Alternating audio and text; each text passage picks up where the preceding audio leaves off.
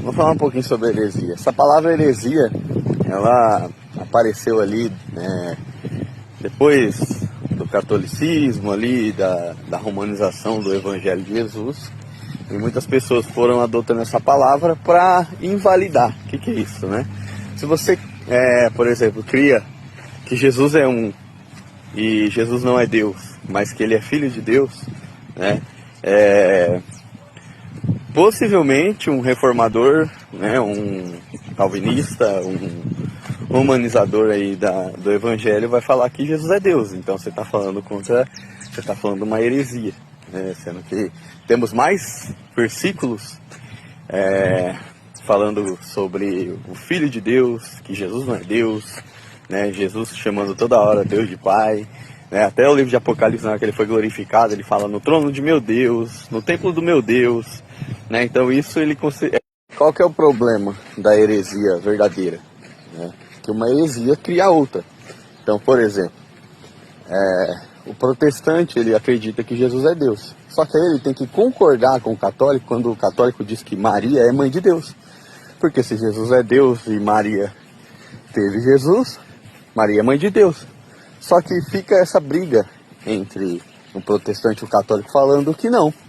Né? Por quê? Porque existe essa bagunça. Porque simplesmente, se você for na raiz, Jesus não é Deus. Jesus é o Filho de Deus.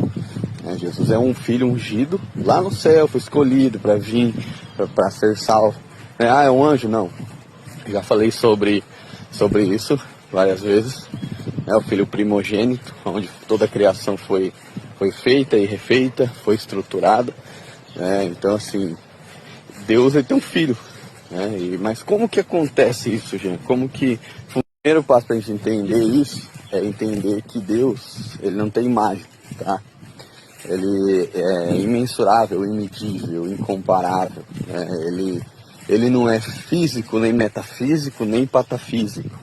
Tá? Então, seguindo desses termos, o que acontece? Deus, ele precisa assim, ele faz, né?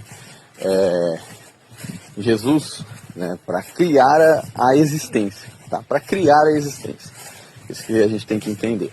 E quando ele retira, ele faz Jesus, que está escrito, Paulo deixa claro que ele é a imagem do Deus invisível. Mas o que é isso? Por exemplo, meu filho é minha imagem, né? Minha imagem visível, eu sou visível, meu filho é minha imagem. Então é sobre isso que Paulo está falando. Então Deus ele cria algo visível, tá? Ele cria algo visível, mas não é ele, tá? É o filho dele. Essa linguagem que os judeus, antes de Paulo, os profetas, tudo, eles tinham essa noção, né, que tudo que vem de Deus, né, é unidade com Deus.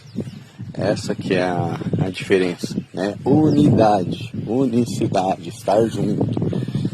Por exemplo, quando você sai da sua mãe, você não é a sua mãe.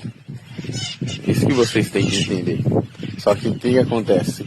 Como que funciona essa questão da unidade? O casamento. O casamento, Deus deixou um exemplo para nós como essa questão da unidade. Quando o homem e a mulher se casam, eles se tornam uma só carne. Então eles são um.